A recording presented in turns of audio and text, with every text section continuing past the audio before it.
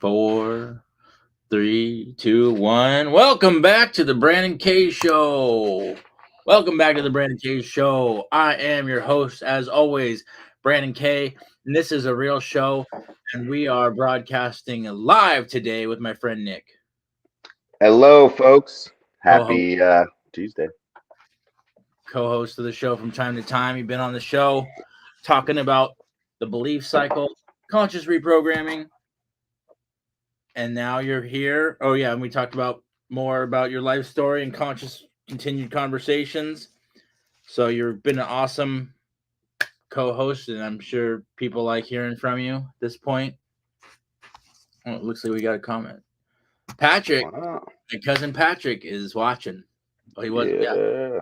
So today we're going to say, well, the topic is dealing with life's lessons because we're in the middle of dealing with week.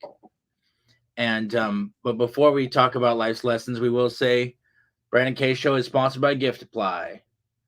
Eco-friendly charity wrapping paper. 33% of the proceeds go to charity, all these great causes like Give Kids the World, Be the Match, and Stand Against the Silent.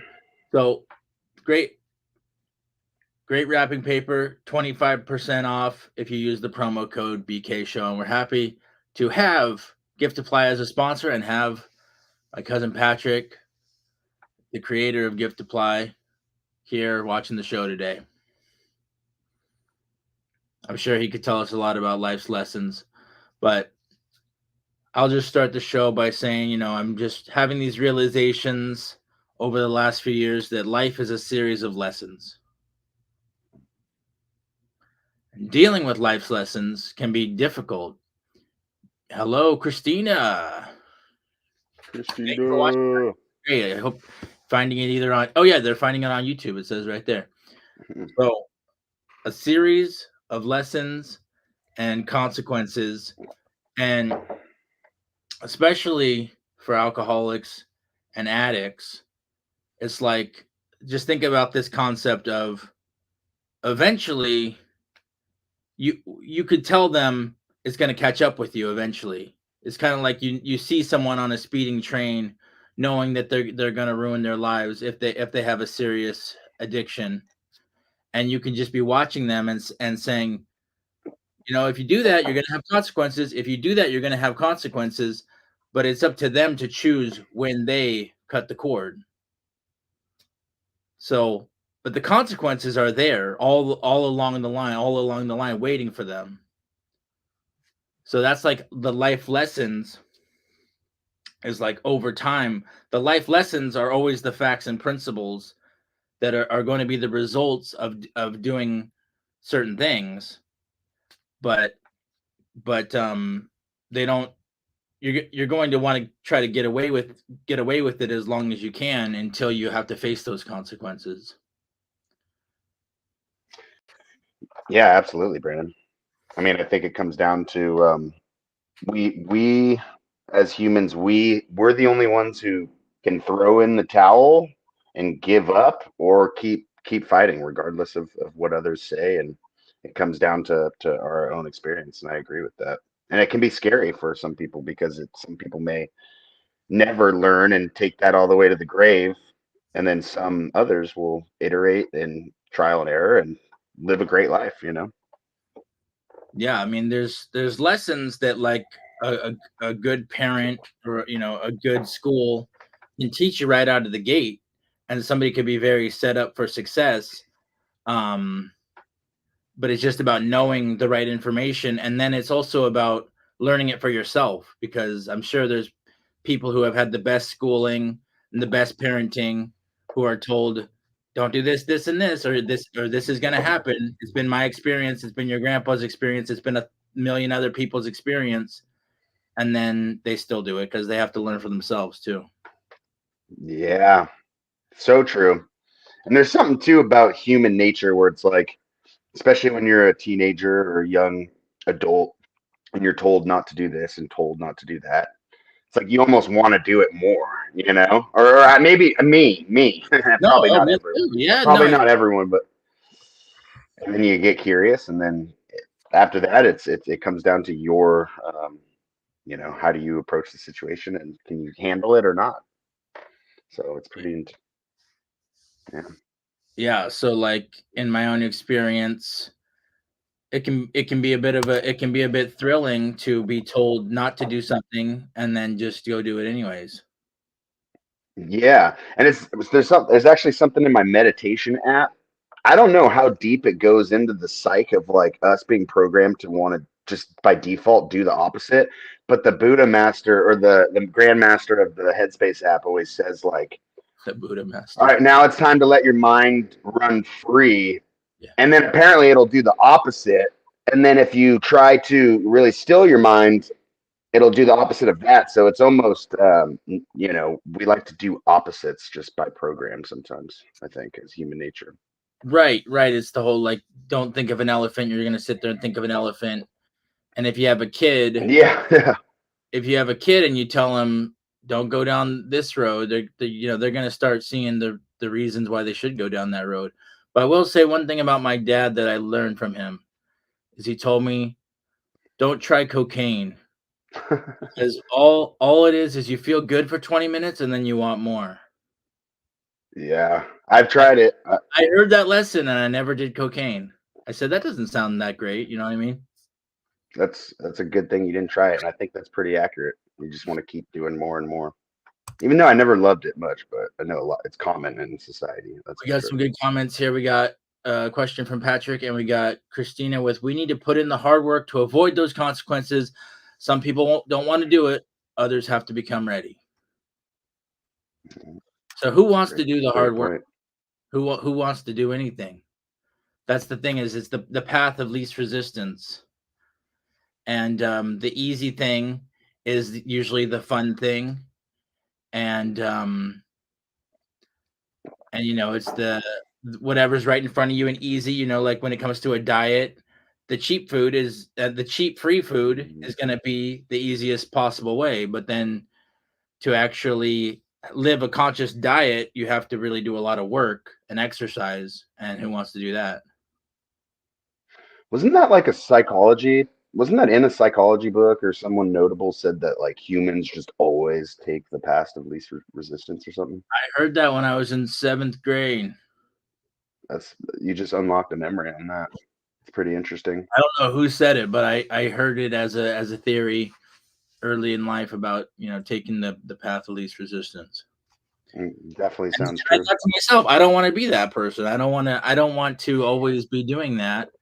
Um, but even still, we can get into these patterns. Here we got a good question from Patrick. What's the biggest life lesson either of you have learned from? Let's go hear from you first, Nick.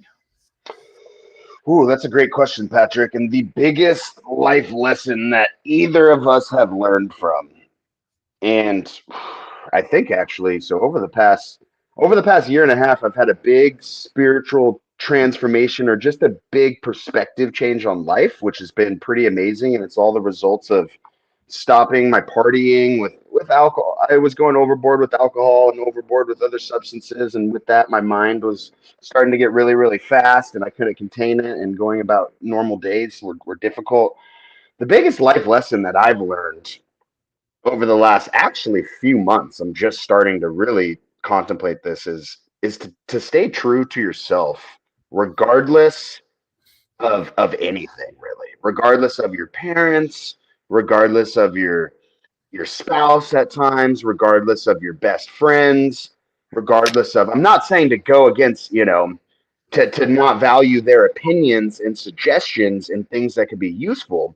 But I'm saying is to stay true to your core beliefs, to your spirit, and to do what you truly think is going to bring you passion and joy and happiness in life. Because I've spent many years of my life in a hamster wheel and super anxious and depressed, and it just wasn't a way to live. So I've been really contemplating on this, like how can I stay. I like that a lot. I really like that. how can I stay true to myself? And I'm like taking this entrepreneurial risk that's like scary right now, and everyone's like, oh, you should go like at least make a little money and this and that, and you know. But I'm staying true to myself for right now, regardless of who's telling me. And yeah, that energy and motion, Patrick, that's a good one. I think about that a lot. Like there's another in science or somewhere quoted that essentially if you're moving and active and Newton's staying. laws. Newton law. Oh, that's Newton's law oh of motion, right?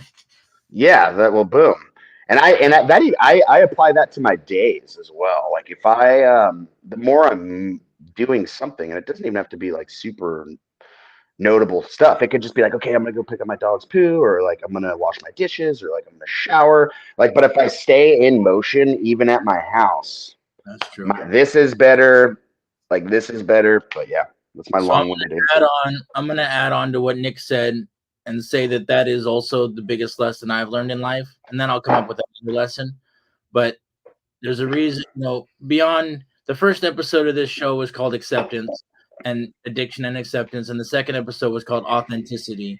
And that's because authenticity is like the most important thing I've learned after I went through hell to get sober and to start becoming my true self. It's like authenticity is what really unlocked everything for me, is to know who I am and to go and do what I want to do, and with the people who want to do what I want to do, and not force. It's not authentic for me to force my will on everybody, but for me to just be in motion of doing what I want to do in life, and then having a force field around me, like whatever you tell me, I still have to do what I'm gonna do. Like I'm not gonna be happy unless I do unless I'm do what I'm here to do. And there was just in my life there was so much fear about doing what I want to do, because what I want to do is podcast and make music and write books, and it's like out of the gate as a teenager or as in early 20s, it's like people are going to say, hey, that's really hard, you might want to have a backup plan. And it's like, but over the last 20 years it's all I want to do. So how can I live a inauthentic life just to make other people happy, or just to, it's like I would rather be broke and do what I want to do than be well set up and not be doing anything I want to do. So that's authenticity. That's the balance of these deals we make with ourselves. That's the best way to describe it, Brandon, is being true to yourself is just authentic, really, and genuine to yourself. And I think it's just, going against the society's norms of like just going and working for somebody, who started their own company at some point, right? Like they had to start it, and they had to start small, but being secure. So I love that. Staying everybody around me, the people I look up to, they all did their authentic thing. The company owners and the celebrities and the musicians, they're all living their authentic life, and I'm sitting over here like, oh, I can't do that. Just fear. You could definitely do it. So, so let's see. Christina weighing in. We can listen and have an open mind, but not let people change us and our true beliefs and selves. Follow our dream that makes us happy. So that's what it is. We're chasing our happiness, and it goes down to every little level of your day. Like, oh, I can't. I like me. I'm wearing shorts right now. Like, oh, I have to wear pants because other people wear pants. You know what I mean?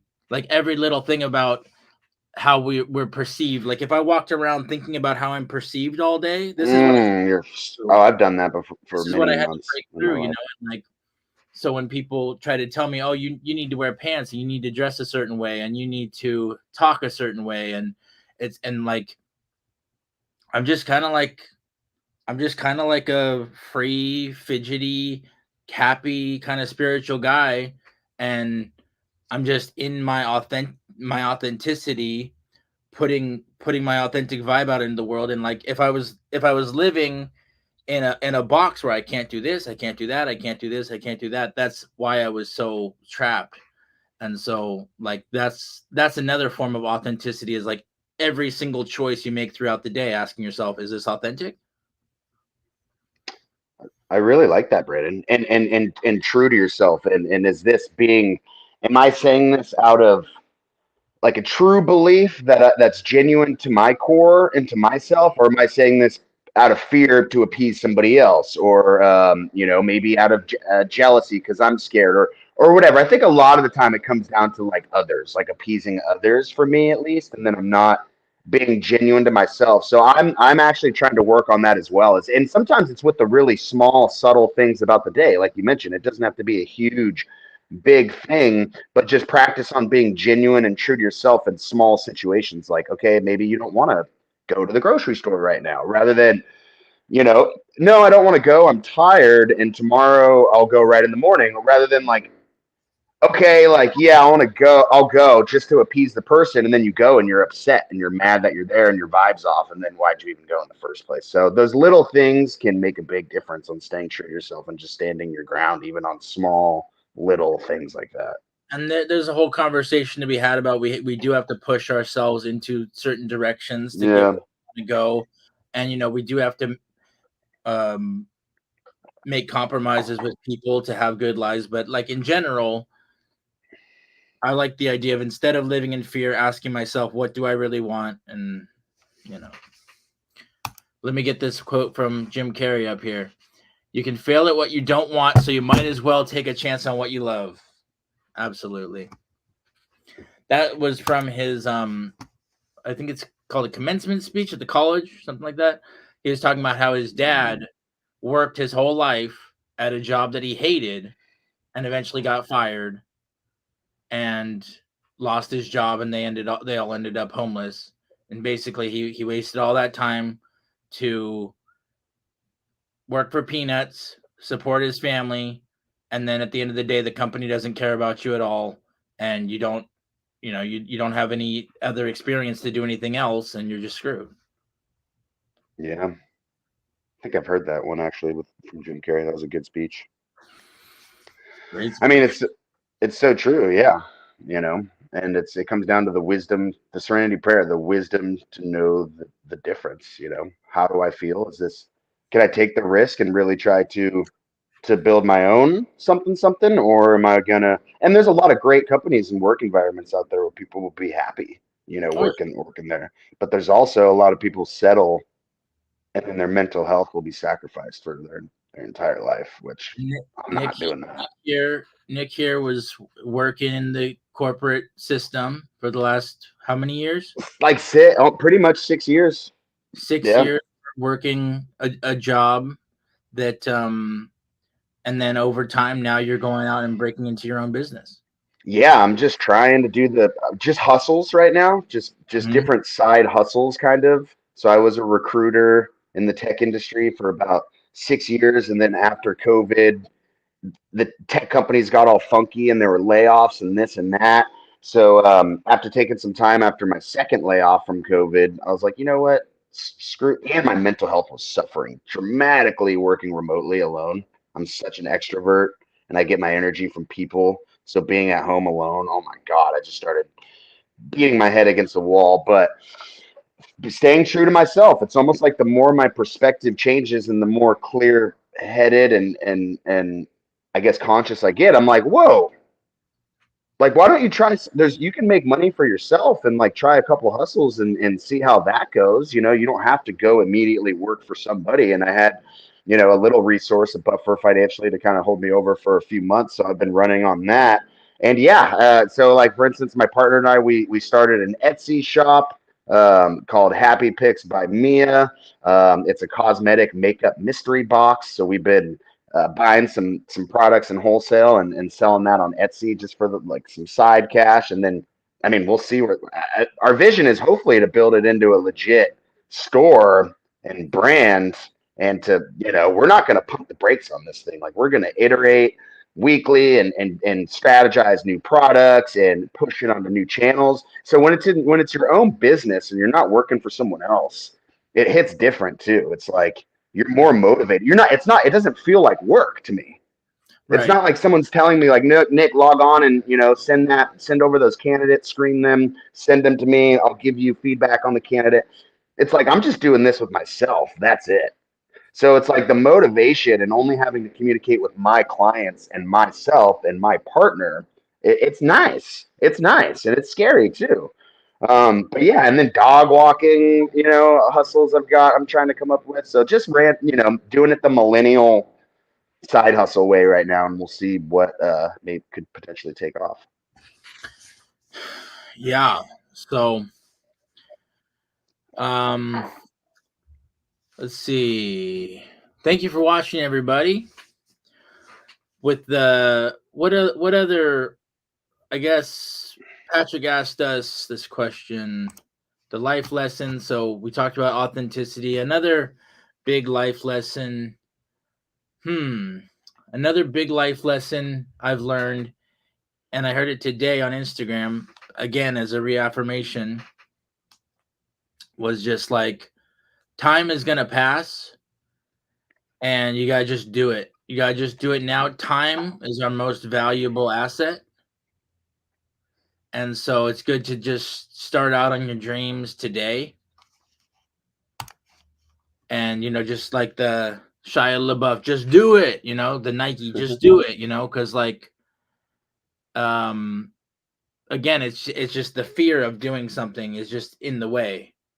So it's called, being proactive, um, handling business, whatever, taking action, however you want to say it is like, is just, we're here to just get ideas out and to, if you have an idea, and I heard or Stan Lee talk about it too, is like if you have an idea that's really good, you just go with it.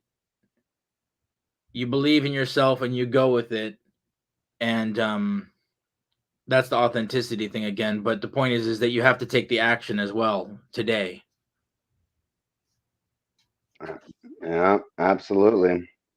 Like faith without works is dead, and then works without faith, even the opposite. I like that a lot too. But energy and motion, right? Like Patrick was saying, the inner and Isaac Newton or whoever. Yeah, energy can't be in motion if it's stagnant, really. So if you're like sitting on the couch praying for this and that, that's not energy in motion, And you brought up faith, and faith is the opposite of fear. So it's really just fear. When you're not doing something that you want to be doing, it's really just being in a fear state. And that ties into my topic yesterday, which was trauma, and probably different things I've talked about this week with the dealing with week of anxiety, which is fear again. Um, you know, and then it's so much boils down to fear. So the just doing it thing is just busting through the fear. And like the fear is the thoughts too. The thoughts are saying you're going to be judged, you're not going to succeed. But that's what is important to break through. And what you have to break through to start a business or to start a podcast or to do anything, get a new job. I think anything notable and like worthwhile doing you're gonna have to cut through some fears to achieve it. There's no way you could achieve growth and success if you're just comfortable the entire time. There's got to be some period where you're uncomfortable. Like hopefully eventually you will get comfortable in your craft and then really hone in, and it's not anxiety filled. But and I don't think every day should be anxiety filled. But yeah, you're definitely gonna have self-talk that's going to try to talk you off following your passion, and getting through those is really important. So as far as life lessons, I've learned that fear is the enemy. And when my brain is telling me, don't do this, don't do that, you can't do that, that's something I need to fight through because it's not true. Absolutely. It's those are it comes down to yeah, different fear-based insecurities, and fighting through those is huge, and that's where the success lies, is on the other end of that fear. Totally. Did you have fears to start your company? Yeah, for sure. I mean, still, yeah, like there's, and even now, some days I'm more, some days it's a future trip and you start thinking ahead into is this actually going to work? Am I going to have to go back and start, working again for somebody? Like, are my side hustles going to pick up? And it's not like, it comes in waves. It's not consuming me and making it so I can't work or advance even further in this endeavor. But yeah, they're absolutely. I mean, some days I'm like, hopefully this works. Hopefully I'm not wasting my time. I may have to go back to working for somebody.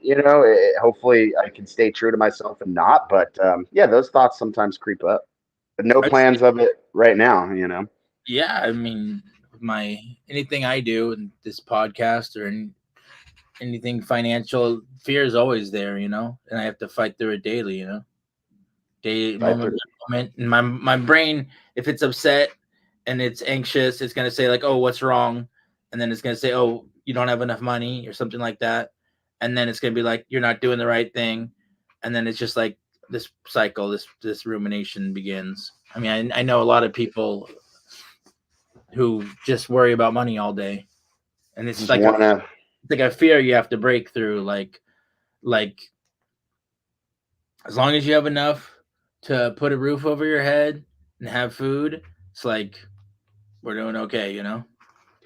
That's my philosophy. Like yeah, and I think the more that I work on spirituality, it's weird. There's like and I don't mean to go off on spirituality, but there's There it some is. relation to where the more Question. spiritual I get, it's just the material things, I don't have to consciously train myself to not want material things or not want to make like a shit ton of money in this. It's not like I'm like, it's a side effect.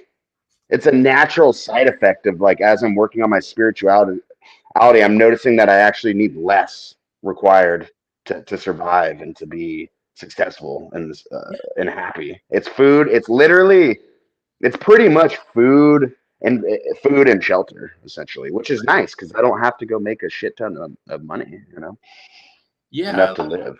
Which would be nice to make money, but it's not like I'm gonna beat myself up over it. when you're describing that, and along with this question, which is you said that yeah, fear goes away as the result of spirituality. Like for me, spirituality can be described as like love and forgiveness and kindness and like principles like this. It's like those things are all free, and that I think that's why like spirituality is like so much just like a spiritual person. To me, you could think of like a monk who just does nothing. They just sit there and meditate. And I visited them before. They just eat rice. To Hmm. survive, they're gonna eat a little bit of rice and water, but they Hmm. don't eat anything.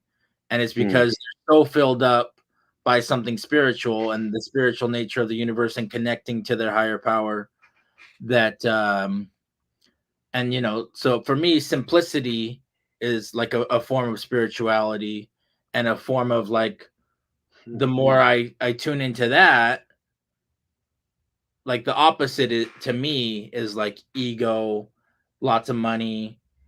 um so you get into Simplicity, spirituality. I like that. you can be very spiritual with money. You could help the whole world. If you had $1 billion, you could help the whole world. So True. money itself is not evil, but it's kind of like Sure. for selfish gains. It's like if all I'm thinking about is how big my house is going to be, and not about how many people I can help with my money. Case by case basis. Absolutely. Depending on it, yeah. I think viewing money as neutral is a good thing. Viewing it as neutral. Like, and I think you may have said that to me once, Brandon. Like, you could use it for really, really good things too. Sure. Well, Really, yeah. really pop. If I said that, that makes sense to me because it's it's it doesn't have it's just a piece of paper. It doesn't have a quality. It doesn't have a it's like you can use it for good or for evil. And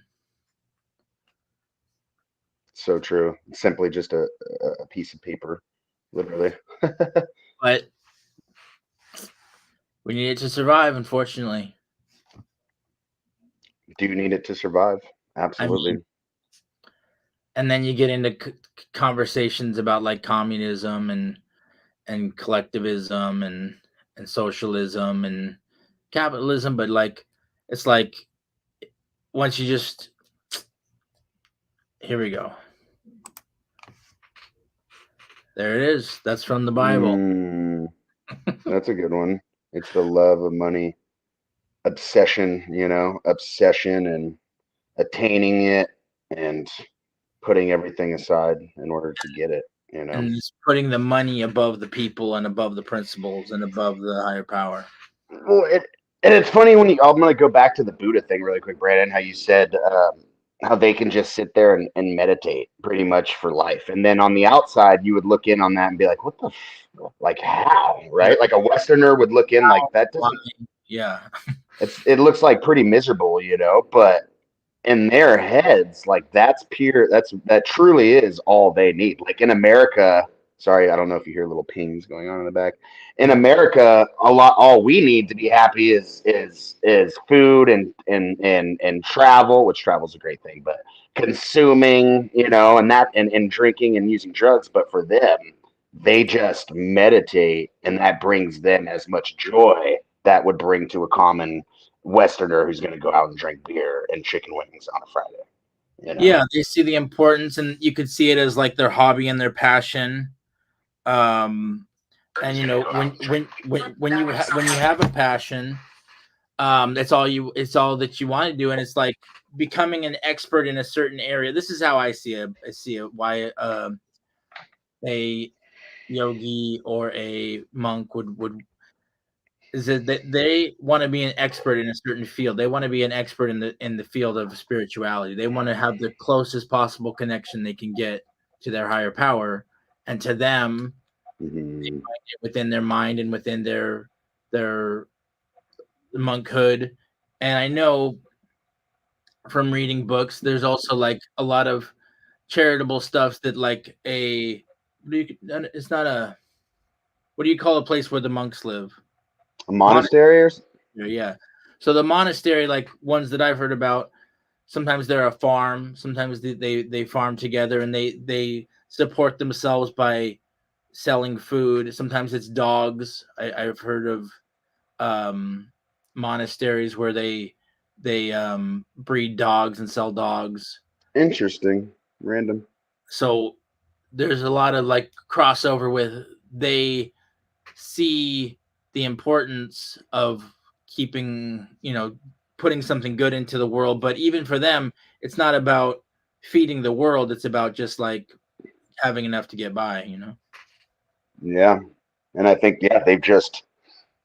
their perspective is different of it's not a super common perspective. And to them, that's it. That's all they need. And I guess in two, if when these, and Buddhism and certain cultures have been around for thousands of years, so they're just born and they're like, yeah, this is what my grandparents did, my parents and my grandparents, and what I'm gonna do too, if they want to. You shouldn't be forced into anything, but if you do want to do that, I think it's a great route.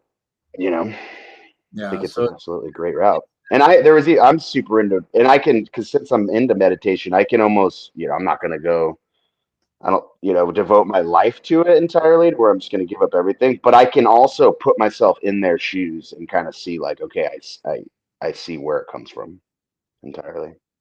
I want to tell another story about this book I read with a friend called Peace Pilgrim.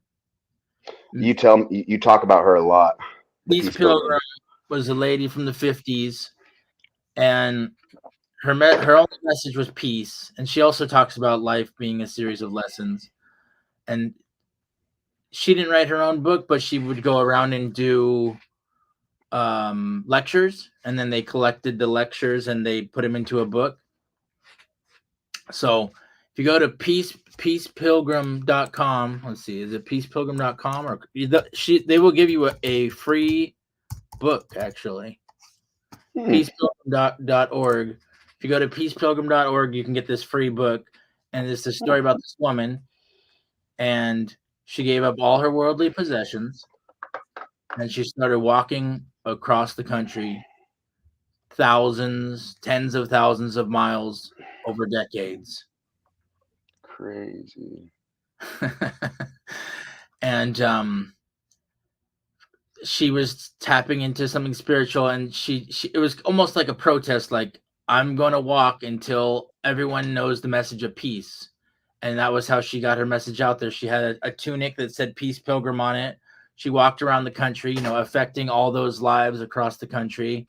People would probably see her walking around with her tunic and say, "Oh, what is that?" And she's spreading her message of peace as she's walking the entire United States, Canada, Mexico. And she would not carry any money. She relied solely on the kindness of strangers to feed her. And she was Holy shit. just going around having all these experiences, and saying, God will provide for me. And God did provide for her. And she got her message out there, and she walked, yeah, like I said, tens of thousands of miles. I think in her later years, she was still kind of relying on the kindness of strangers. 25,000, more than 25,000 miles. I think she stopped counting after 25,000. Yeah. But she was relying on the kindness of strangers. Even in her final days, it would kind of be like she would be on someone's couch or something like that. And then they would be like, "Oh yeah, come stay with us at our hotel and do a lecture." In her final years, much about the walking as much as it was just like, but she didn't have any possessions. She didn't have a big bank account full of money. She didn't have a car. She didn't have a house. She was just a person on a pilgrimage to spread the message of peace. And that's why I like the book. It's late. This is fire, Brandon. I know you talked about her. Highly recommend. There's a good quote. I saw a quote. I just was searching the internet once you talked about her. What I walk on is not the energy of youth, meaning, praising youth is good, but it is a better energy. I walk on the endless energy of inner peace that never runs out. Those were quotes. Yeah, she's deeply philosophical. So the book breaks down everything like inner peace, peace with others, world peace, and her opinion on death and fear and anxiety and depression. And she just had an opinion on everything. And I highly recommend The Peace Pilgrim. I don't think I could do this episode without mentioning The Peace Pilgrim. Oh, thanks for that, Brandon. Actually, sorry, while I have people live, there is a free download, it looks like, too. A digital download on our website for free. So you can get the book for free right here, right now. I got to share the message of Peace Pilgrim. And I start to think, and this goes back to the original concept of consequences and life lessons and putting good out into the world. But when I start to think of someone like Peace Pilgrim, you have to imagine how many lives she affected just walking around spreading her message. And same with anybody positive, is they're just going around spreading their message and affecting so many lives in a positive way. And that's what that's the best thing is she just stayed extremely true to herself the entire time. And then the message started spreading, and then all these other people were trying to pull her their direction for their benefit by lectures and things like that, just because she was staying true to herself the whole time, really. And she had faith. She had tremendous faith.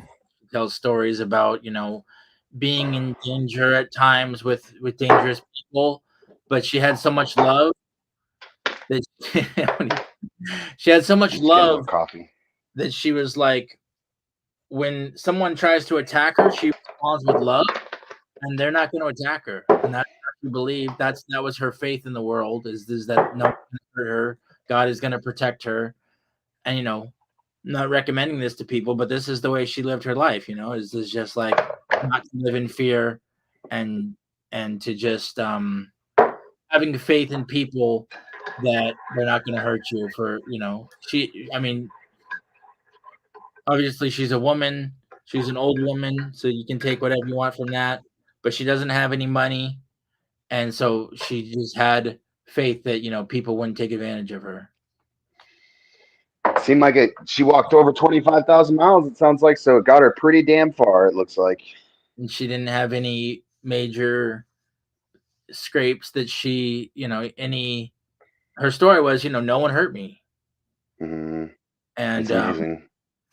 like I think she had a couple close calls with the weather, like it was icy and snowy, but she said she said she found a cardboard box that kept her warm in the snow, and she kept God in her heart, and she got through these hard situations. God provided for her somehow, some way. And so when you like look at somebody like this as an inspiration, it's like she just shows you what could be possible if you really pushed yourself to that extreme. Faith and a true belief. It worked for her. It's not, It, I'm not recommending it or saying I would do it. I'm just saying it worked for her, and it's something to ponder for sure. I read a book similar. It's but a Navy. He was a Navy SEAL operator, but he grew up. His dad had him meditating at like 10 years old. So by the time he got into Buds boot camp for Navy SEALs, he finished first in his class and was the honorable student and this and that. And he said it was because he had such good control over his mind. But when they shipped him off to the Middle East and stuff or whatever war, he would wake up, a couple hours before his platoon or an hour before, and he would go meditate alone at the lake before they would conduct a mission to go whatever, start shooting bullets. And Oh, he had such a faith wow. in his spirituality and God that he knew. He describes this in the book that he just knew he was going to survive no matter what. That's crazy. It's pretty crazy stuff. Yeah. Yeah, it is. I mean, for me, faith is I could die or I could live. It's not. I don't. I'm. It's like it doesn't. It's like faith is it's gonna work out even if you die. Like so you wouldn't have fear of death because you're just like everything will. It'll be death is peace. So I mean, I've talked about that on the show. It's a good one. We are, I think, it's all us versus us here on this planet. Us versus us. It's us versus us, and then we perceive it to be us versus others, but it's really our reactions to others is what we're perceiving incorrectly. So it's that it's us versus us. We'll have to do a deeper dive on Peace Pilgrim sometime, life lessons sometimes, but we can end it there. And I can say thank you, Mr. Nick. I'm also reminded that Star Wars has a lot of good life lessons in it. So I gotta reference the dark side and the light side, and Yoda. Yoda is my mentor. He deserves. I have this app that has different. They pull different quotes from different movies, whatever, different things in life, and I feel like Yoda deserves his own quote section in that app. He definitely is gonna get his own episode of this show when I get to Y. ABCD, the Yoda episode. Let's see, Peace Pilgrim episode, Yoda episode. So, but with that, thank you, Patrick, for watching. Gift Apply is a great wrapping paper with a great cause, and even if you don't buy the wrapping paper, those are great causes to go donate to. Thank you, everybody, for watching. Thank you for joining me, Nick. Have a great day, and we're gonna be doing the dealing with week all week. We got dealing with major life issues tomorrow with Roger. I'm gonna get Roger on the StreamYard and talk to him about some major life changes. Nice. And trying to get someone on here to talk about suicidal thoughts with me. And might get Patrick on here and got an episode on trauma. There's a lot of things to deal with in this world. These are all life lessons, and I'm glad to get you on today, Nick. Thank you for joining me. Thanks, Brandon. Appreciate you, brother. Gotta find my. Oh.